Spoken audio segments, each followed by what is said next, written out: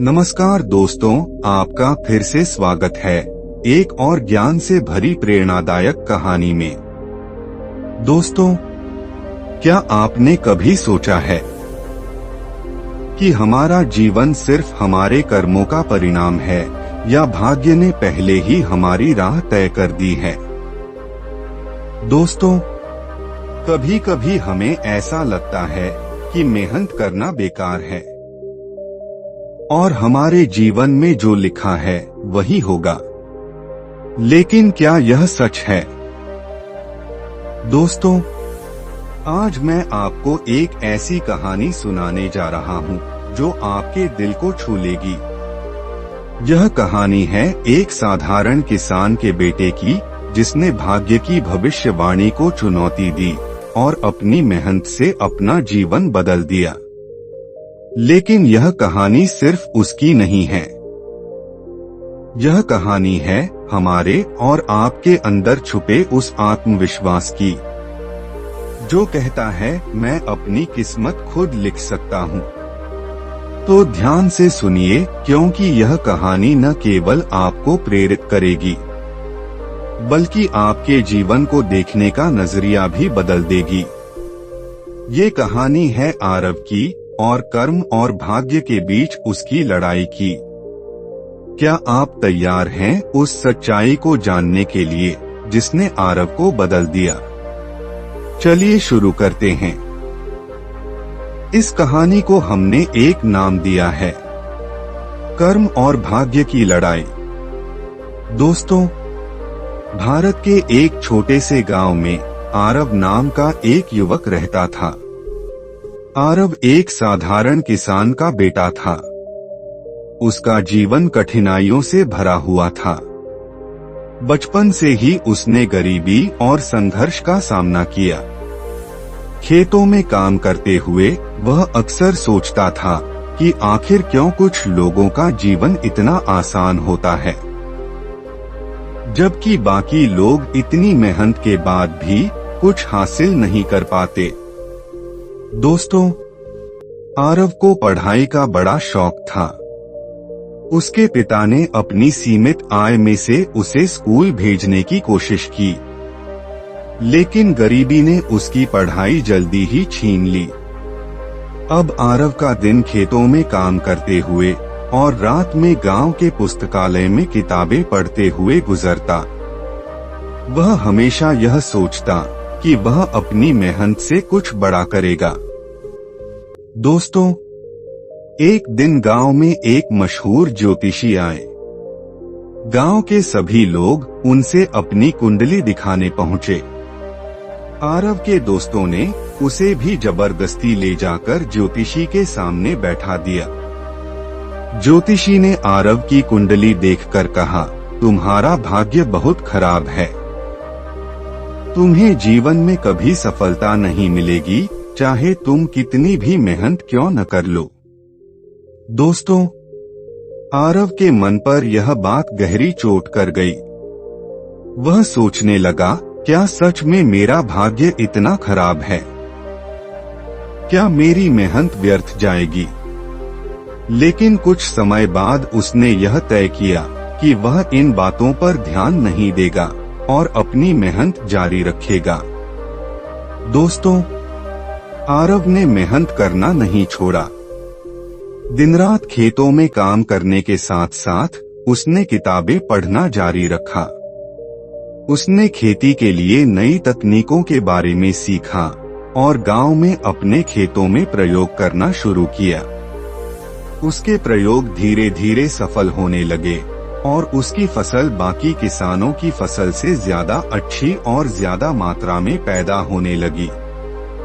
दोस्तों, आरव ने अपनी फसल से कमाई हुई राशि से एक छोटा बिजनेस शुरू किया। उसने आसपास के गांवों में उन्नत खेती की जानकारी देना शुरू किया।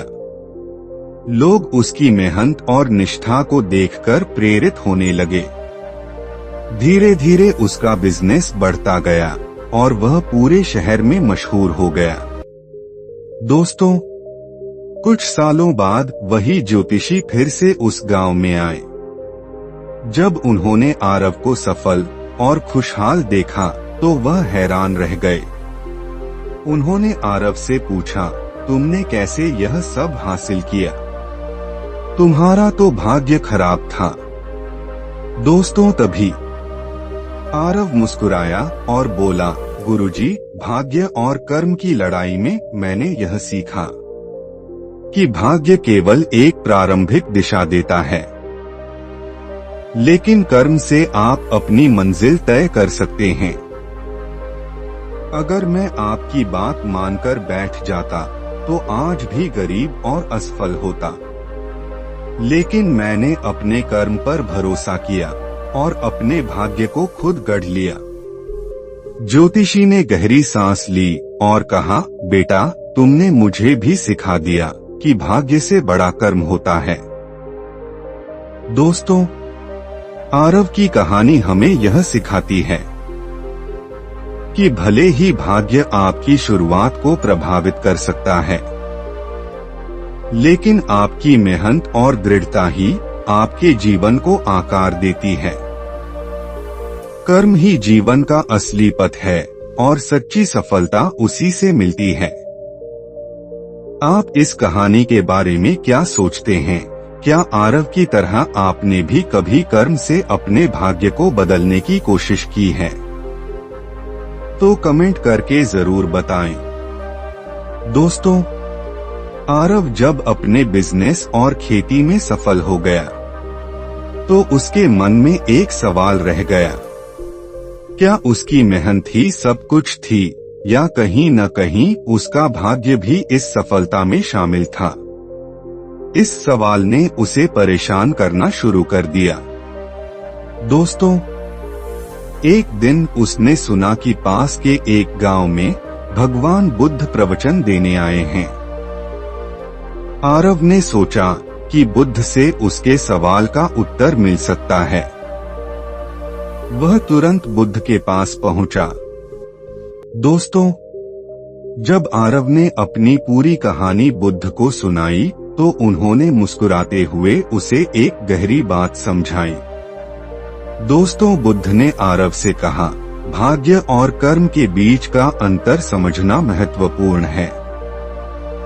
तुम्हारा भाग्य तुम्हारे अतीत के कर्मों का फल है, लेकिन तुम्हारे वर्तमान कर्म ही तुम्हारे भविष्य का निर्माण करेंगे।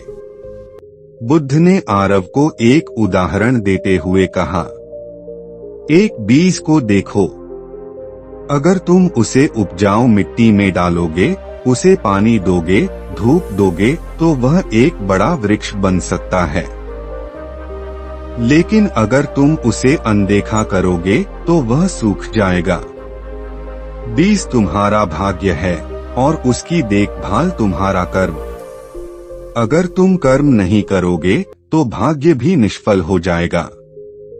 आरव ने यह सुनकर पूछा, लेकिन गुरुजी, अगर बीज खराब हो तो क्या हम कुछ नहीं कर सकते? दोस्तों, बुद्ध ने उत्तर दिया, तुम सही कहते हो। कभी कभी बीज खराब हो सकता है, लेकिन तब भी मेहनत से तुम नई मिट्टी तैयार कर सकते हो, नया बीज खोज सकते हो। जीवन में जो भी परिस्थिति आए, तुम्हारे पास हमेशा कर्म का विकल्प होता है। यही तुम्हारी सबसे बड़ी ताकत है। कर्म के 3 नियम। बुद्ध ने आरव को कर्म के 3 नियम भी समझाए। बुद्ध ने आरव से कहा, सही दृष्टि। जीवन में हर कठिनाई को अवसर के रूप में देखो। अगर तुमने अपने भाग्य को अपनी सीमा मान लिया तो तुम आगे नहीं बढ़ पाओगे।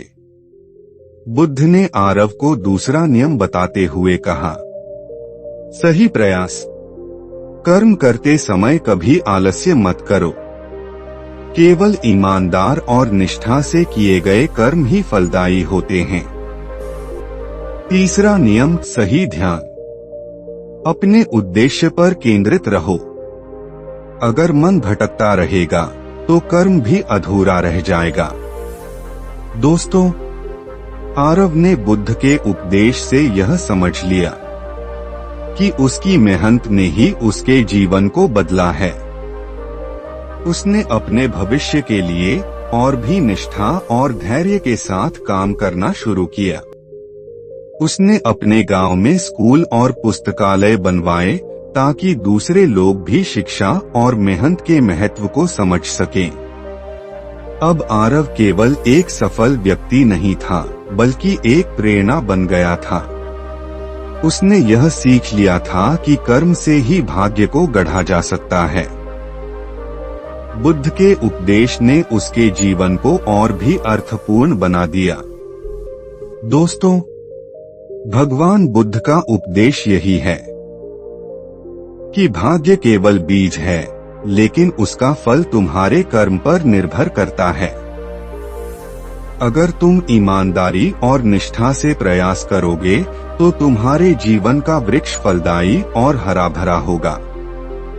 इस कहानी और बुद्ध के उपदेश से हमें यह सीखने को मिलता है कि कर्म ही जीवन का आधार है और भाग्य केवल तब ही फलता है जब हम सही प्रयास करते हैं। आपको यह कहानी और बुद्ध का उपदेश कैसा लगा? क्या यह आपके जीवन से जुड़ा हुआ महसूस होता है? कमेंट करके जरूर बताएं। कर्म बड़ा या भाग्य? राजा विक्रम की कहानी। दोस्तों, बहुत समय पहले एक राज्य में राजा विक्रम नाम का एक पराक्रमी और न्यायप्रिय शासक था। उनका राज्य खुशहाल था, लेकिन एक सवाल हमेशा उनके मन में चलता रहता था कि जीवन में कर्म बड़ा है या भाग्य। इस सवाल का उत्तर पाने के लिए उन्होंने कई विद्वानों से चर्चा की, लेकिन कोई ठोस जवाब नहीं मिला। दोस्तों, एक दिन जंगल में शिकार के दौरान विक्रम की भेंट एक साधु से हुई। साधु बहुत ज्ञानी और तपस्वी थे। राजा ने उनसे वही प्रश्न पूछा। साधु मुस्कुराए और कहा, राजन, इसका उत्तर तुम्हें स्वयं खोजना होगा। मैं तुम्हें एक वरदान देता हूँ कि तुम्हें अगले 1 साल में अपने कर्म और भाग्य की परीक्षा देने का अवसर मिलेगा। यह यात्रा तुम्हें तुम्हारे उत्तर तक ले जाएगी। दोस्तों, कुछ महीनों बाद राजा विक्रम ने अपने दरबार में एक बड़े भोज का आयोजन किया। उस भोज में पड़ोसी राज्यों के राजा और मंत्री आमंत्रित थे। भोज के बीच अचानक एक जादूगर आया और दरबार में जादू दिखाने लगा। लेकिन जादू के बीच उसने राजा विक्रम पर जादू कर दिया, जिससे विक्रम की सारी शक्ति और पहचान छिन गई। वह एक सामान्य भिखारी की तरह दिखने लगे। जादूगर ने घोषणा की, अब यह राजा विक्रम नहीं है, यह केवल एक साधारण व्यक्ति है। दोस्तों, राजा विक्रम को कोई पहचान नहीं पाया। उन्होंने अपनी सच्चाई बताने की कोशिश की, लेकिन किसी ने उनकी बात पर विश्वास नहीं किया। दरबार से बाहर फेंके जाने के बाद विक्रम भिखारी की तरह जीवन बिताने पर मजबूर हो गए। दोस्तों, पहले तो विक्रम ने अपने दुर्भाग्य को कोसा, लेकिन फिर उन्हें साधु की बात याद आई।